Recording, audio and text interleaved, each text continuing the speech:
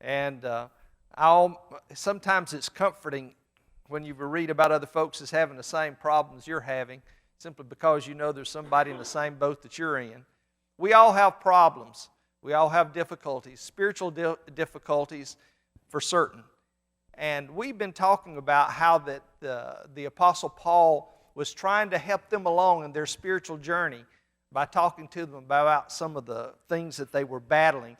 And we've dealt with everything from their division that was going on and them elevating different people who had baptized them into sort of like a cult status. Started off and talking about also so many other things, like how much they trusted in God and believing what He said. And they talked about how that they involved, some of the members that got involved in adultery and how to handle that situation.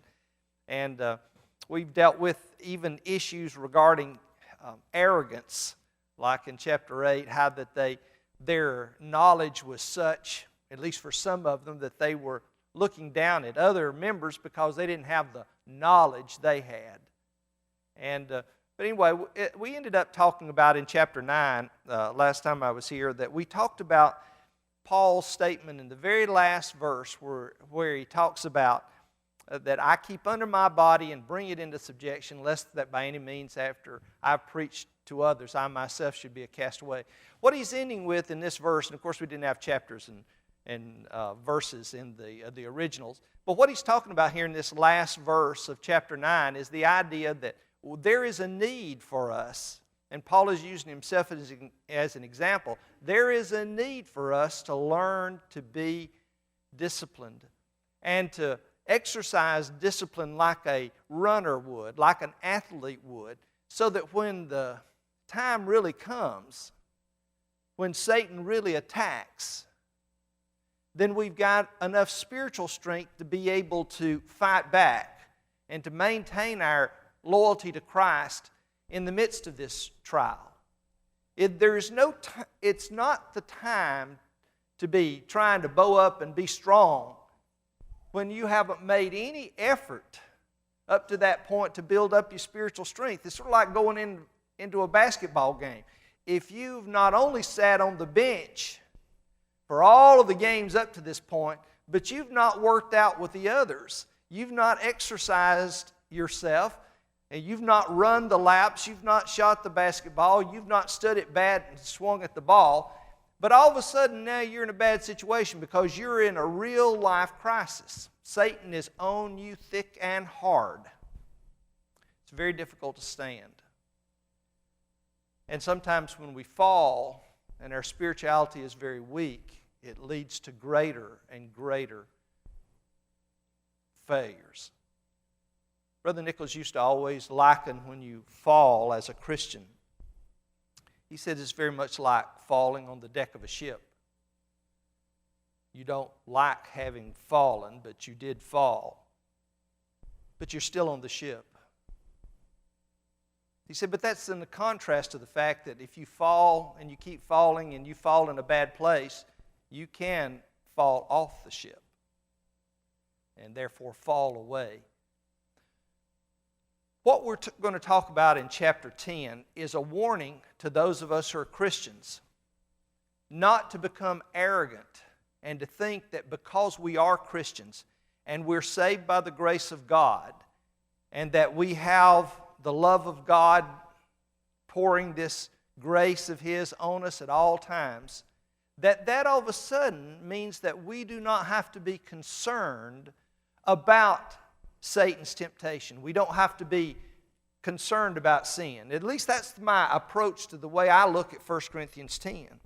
Because he's already talked about some of these terrible sins. In 1 Corinthians chapter 6 and verse 9 through 11, he talks about the works of the flesh. In all of these, he goes through those things, and he says that those who do those things will not inherit the kingdom of God. And that's serious. Know ye not that the unrighteous shall not inherit the kingdom of God? Those are in the world, which they may have thought only, that whenever they do sin, they're going to lose their souls as a result of it. And that's true. But if we draw the conclusion that we are fully protected in the sense that we cannot so sin that our souls are endangered, then that's not the right conclusion. For a number of years, our preachers used to preach, because of all of the both theological as well as moral sins that were out there, our preachers preached in such a way that some of those who were real young interpreted that preaching, which was warning us against sin, as saying that, it's not a gospel of grace. God is a God of judgment, and He's going to send us to hell if we don't do everything the right way. And that was the interpretation. Maybe some of us back then interpreted it that way. That was not what I believe most of the preachers were saying at all. But I think that's what was taught, because it was discussed a lot. There was a lot of wrong things going on, and they were trying to warn us against them. Well, we've talked about how serious it is for us not to be living a life of sin from 1 Corinthians chapter 6. But now he starts directing his attention more to those who are in the kingdom. And he directs it by using the illustration of the children of God as they were headed to the promised land. Now remember, these were the children of God. They were the children of Abraham. They were the promised seed. They were God's people. He called them His people constantly.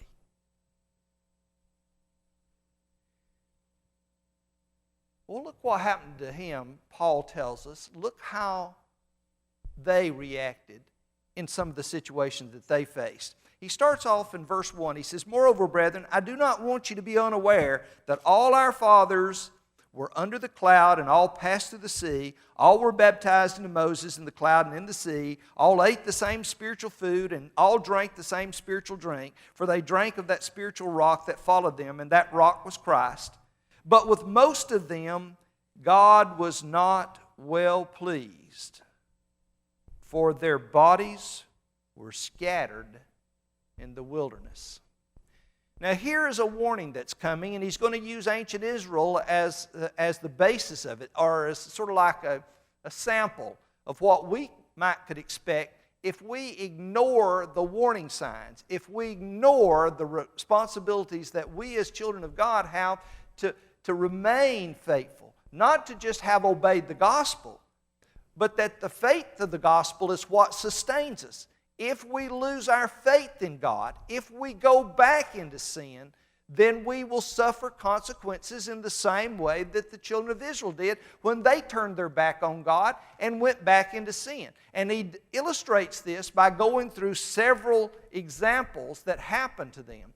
I'm teaching the conquest of the actually taught Pentateuch last semester, and this one is the conquest of the land of Canaan up to the divided kingdom. And we just finished up recently with Joshua. And it's amazing what all happened after they even entered into the land of Canaan. But beginning even before they got there, in the book of Numbers, we find occasion after occasion after occasion of the people of God, at least by name, that the people of God allowed themselves to be led away because their vigilance was not up, their guard was not up. He first of all talks about how the fact that they were not, in verse 6, now these things became our examples.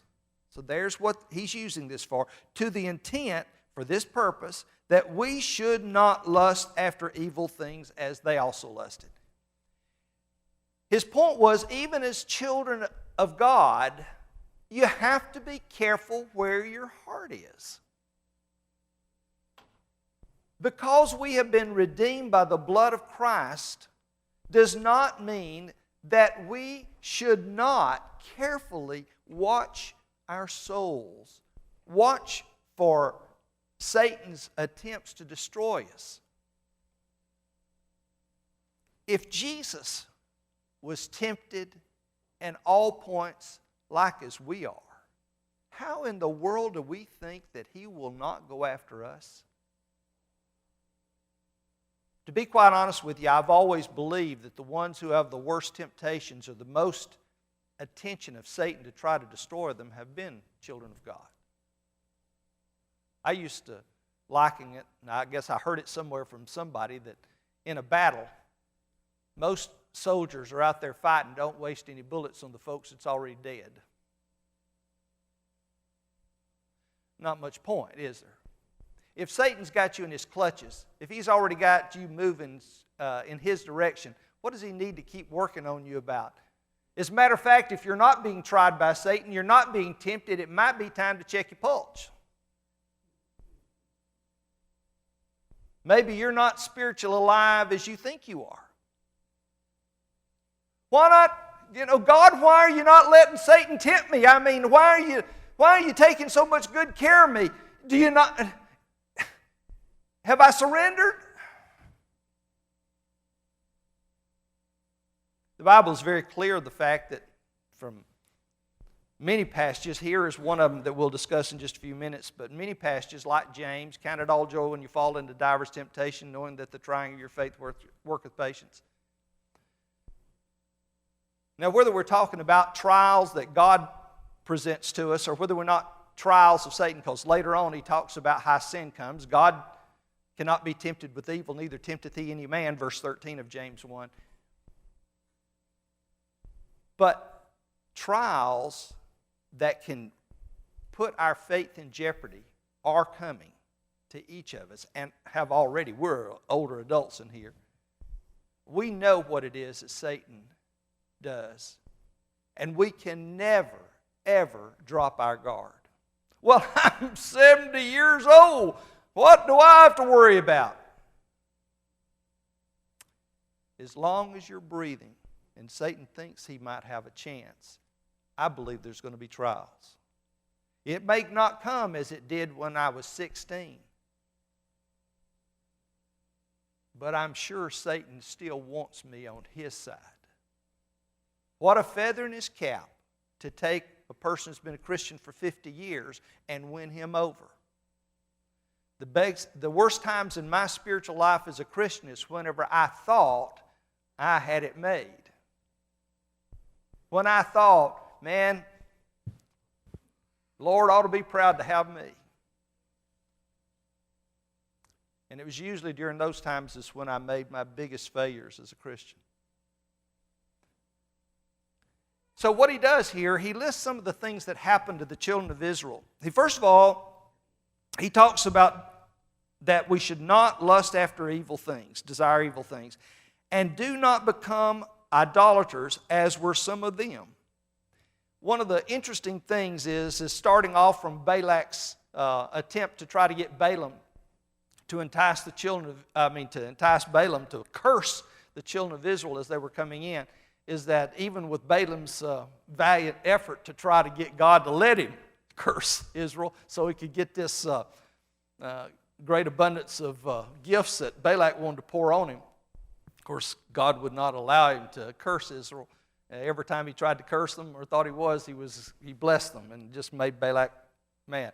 But Balaam is known all the way through the New Testament even as the one who did succeed. He didn't succeed in his mission to curse them. But the phrase, the Baal of Peor, was one of the things, because what he did, was that he taught Balak that the way to get Israel cursed is to let your women do it.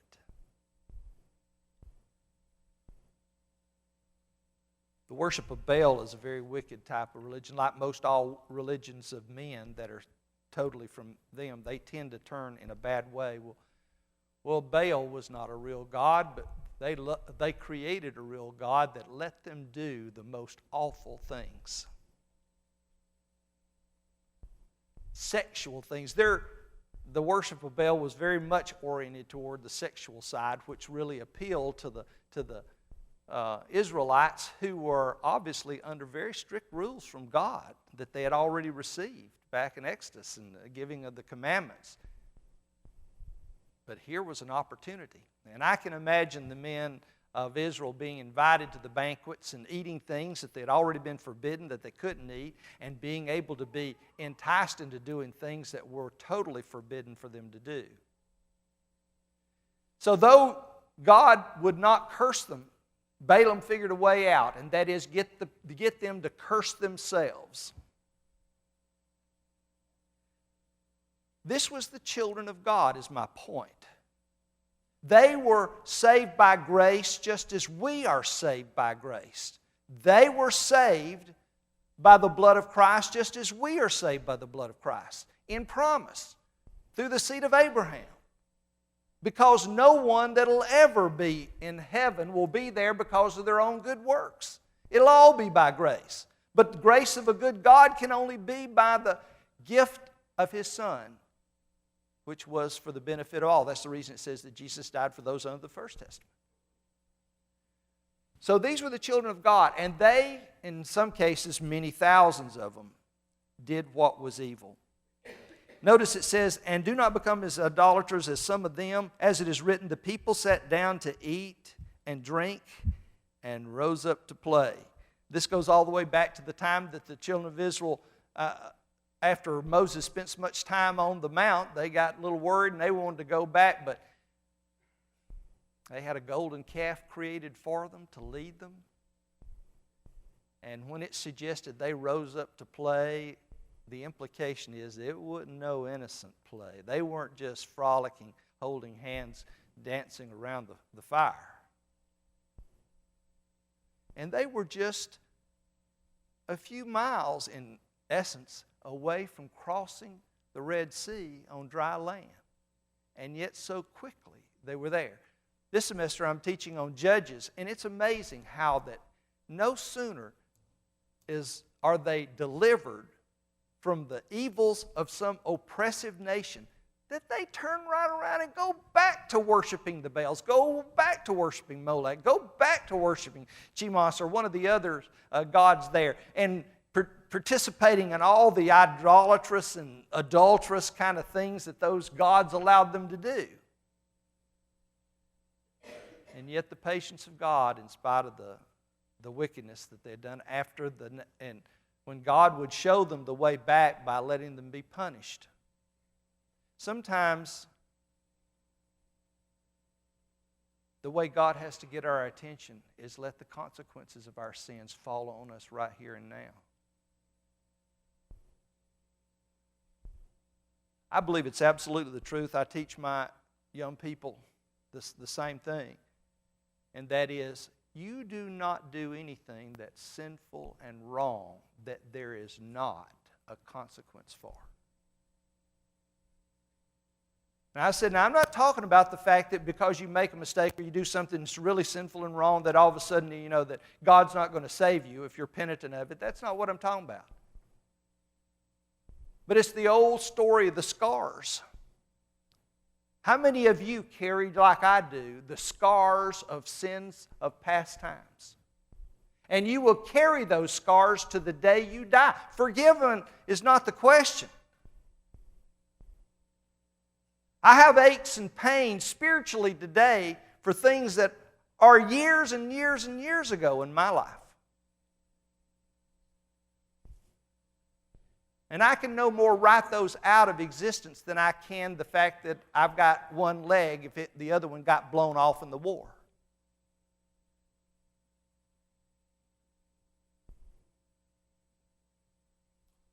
We need to avoid, for our own sakes, allowing ourselves to be enticed into the very same thing that Israel was. He goes on to say, in verse 8, let us not commit sexual immorality, as some of them did, and in one day 23,000 fell.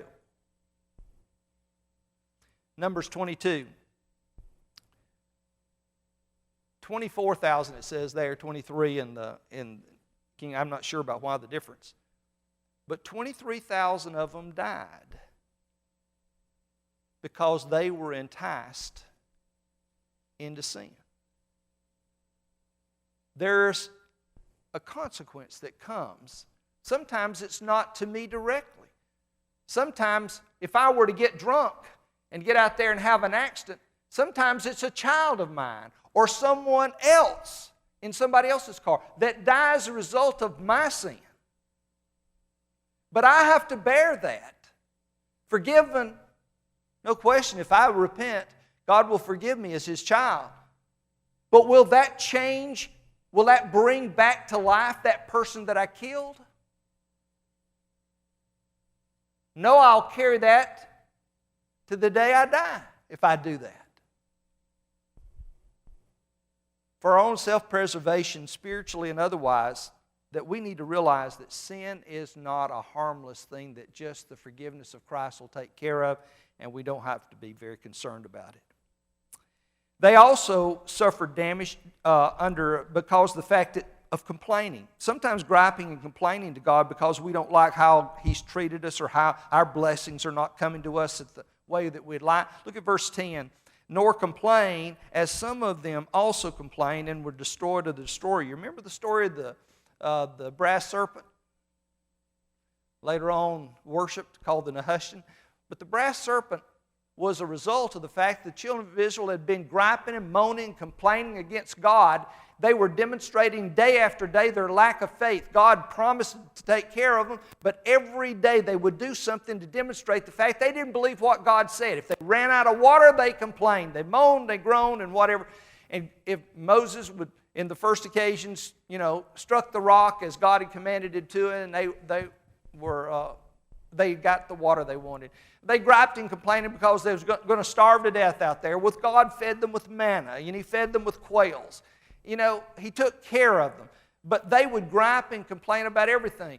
God does not accept our murmuring and complaining as being an innocent thing.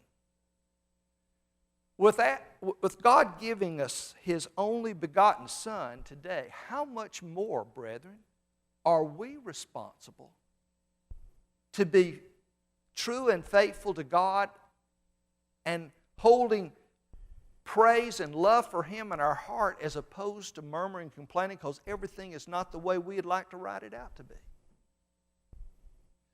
How does God feel when He has gone so far as to give us His only begotten Son that we would have the audacity to be blaming Him for all of the bad things that go on and saying, almost treating Him as though, you don't love me. If you love me, you wouldn't let this happen to me. This would never have happened, Father, if you were really there for me, if I could really trust in you. This would not have gone on.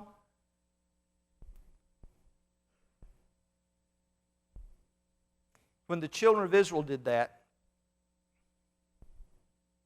that's where God brought in a blessing. It's hard to believe a bunch of rattlesnakes would be a blessing. If you had rattlesnakes in your house, would you count it a blessing?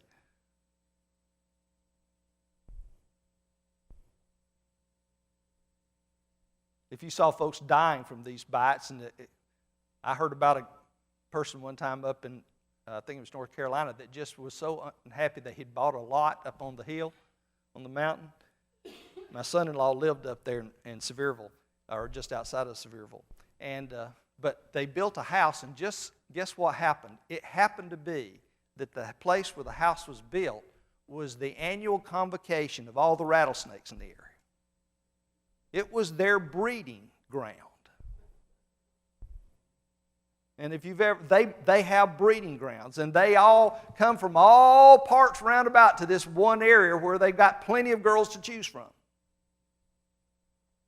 And this is where their house was. I don't think I'd enjoy that too much. Having to try to keep the snakes out of the house and be afraid to walk out in your backyard, to get bit by arm-thick rattlesnake. The children of Israel didn't count it as a blessing either, and they immediately cried to God to forgive them for their murmuring too. And He did, but He didn't do it in the way that you and I want many times our problems to be taken care of. We like our problems just wiped out, don't we? If we got a major problem, we want God to just wipe it out of the way. Take care of our money problems, take care of our children problems, take care of these other things that we have that are really trying us and pushing us to the end. Make sure we don't have anything that strains us or hurts us. Get rid of the problem. Sometimes God chooses not, though, to get rid of the problem. Sometimes God makes us take a leap of faith first before He'll take care of even the results of the problem. In this case, strangely enough, whenever they would be bitten by one of these poisonous snakes, the solution which tested their faith was that not that God's going to get rid of them, but that they were to solve the problem by looking at that snake that had been made out of brass that Moses and them had stuck up in the middle of the camp. Now, what kind of sense does that make? I'm dying of a snake bite, and you put a snake on a pole out in the middle of the field. Now, what's that got to do with the price of rice in China? Like I used to tell the kids, it means absolutely nothing. Brass snakes won't kill you any more than any other kind of snakes. But it did. Why? They finally learned to say, because God said it.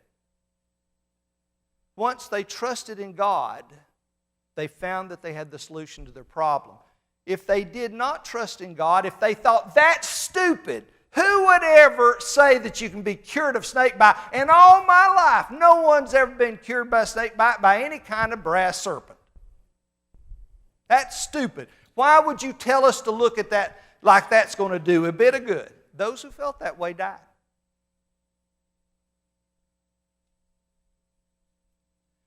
What's the moral for us in the same way? When we murmur against God, oftentimes consequences come, and the way that God resolves it for us is when we finally realize that we need Him and depend on Him by faith to help us with the problem. As long as we keep trying to do it by ourselves, put on more salve on the snake bite, put a tourniquet around it, slice it open, drain all the poison out. That'll sure do a lot better than looking at a snake on a pole. I'm convinced that God does the same thing. Maybe it's not snakes on a pole anymore, but I can assure you, I believe God works those same kind of things with us in our troubles and our trials. That He put some kind of snake on a pole out in front of us and said, if you trust in me, if you believe me, if you'll do what I tell you to do, then it'll be resolved. And then we have a choice then as to whether or not we act by faith and trust God, or we keep on doing what we think is right. He adds other things to that. He keeps on going through this historical things about the children of Israel, the children of God, I should say. In verse 11 said, now these things happened to them as examples. This is New King James. And they were written because we felt like we need to make a historical record of all the things that went on in the Old Testament, and that people would like to read this history of God's people in the Old Testament. That'd be a fun read. We sit down and we read about all the things that happened a long time ago. That's just not what it says. Here it specifically says that the things, at least one of the main reasons why we have an Old Testament. Because we're not under the Old Testament. So why do we have the Old Testament? I don't know all the reasons God has had in His infinite mind, but I know He tells us here one of them. He said, these were written for our admonition. Us today. You think, I don't need the Old Testament, we're under the New Testament, we're under the gospel of Christ. I don't waste my time reading the Old Testament. If you don't, you'll suffer the consequences, because you won't be prepared to handle some of the things that's going to come your way. Because you won't know what they learned the hard way. You won't know, and I won't know, how we ought to respond, because what God always expects us to is, when we're truly penitent, that we respond in faith, as they did whenever they did what He said. You can say, or we can say, we believe in God. We trust in God. Well, words are easy. James talks about in James chapter 2 about the fact of, what did it profit, my brethren, if a man say he hath faith and hath not works, can faith save him?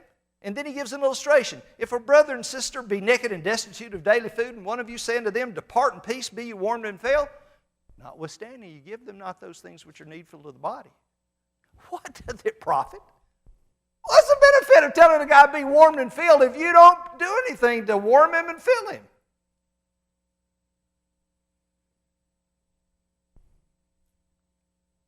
God expects us to have a faith that acts, a faith that obeys.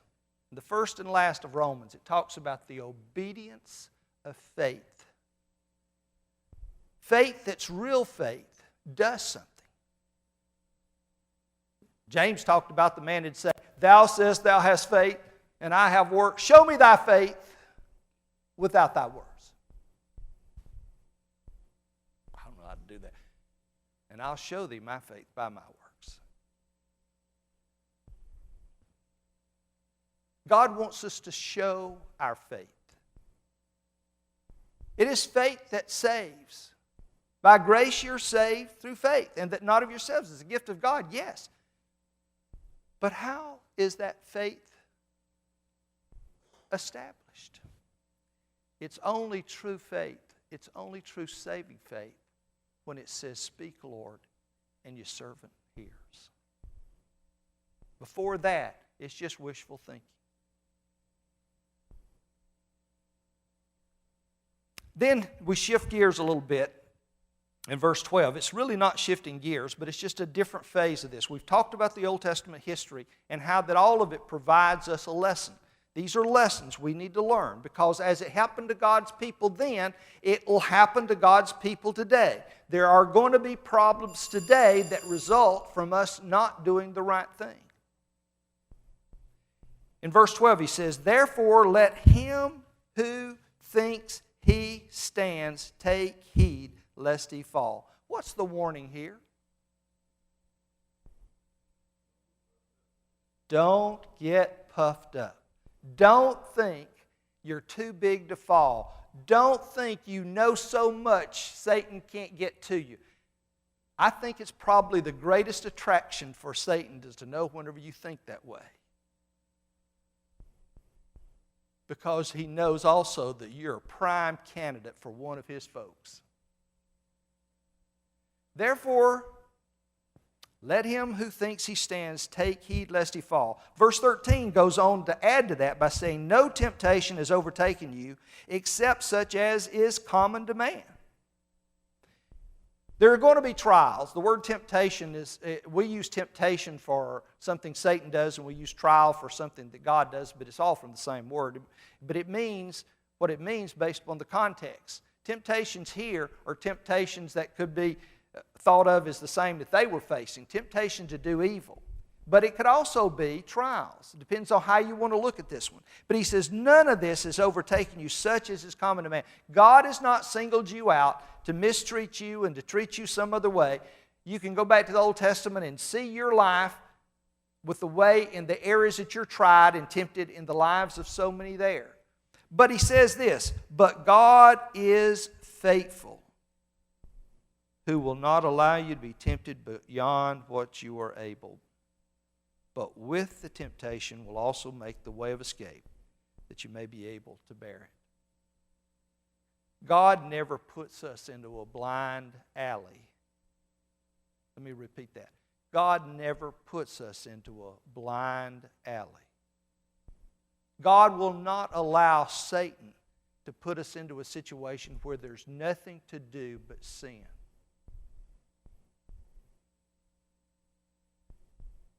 Flip Wilson was not right. The devil doesn't make us do it. But God will, who watches over us and takes care of His people as long as our heart is a desire to do right, even when we may be doing wrong. But God knows our heart.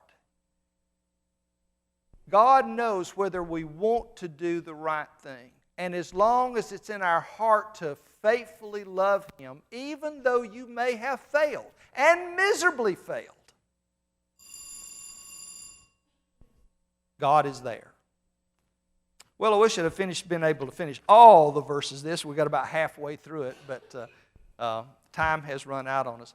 I hope you'll think very seriously. It'd be good to go back and read over 1 Corinthians 10 and look closely at the things that are being said there. There's a whole lot more in the last half of the book, too, as he talks about idolatry. He sort of shifts gears and he talks about the idolatry and how it was to be dealt with, but it's almost going back to chapter 8, except from a different perspective. But anyway, thank you for being here tonight.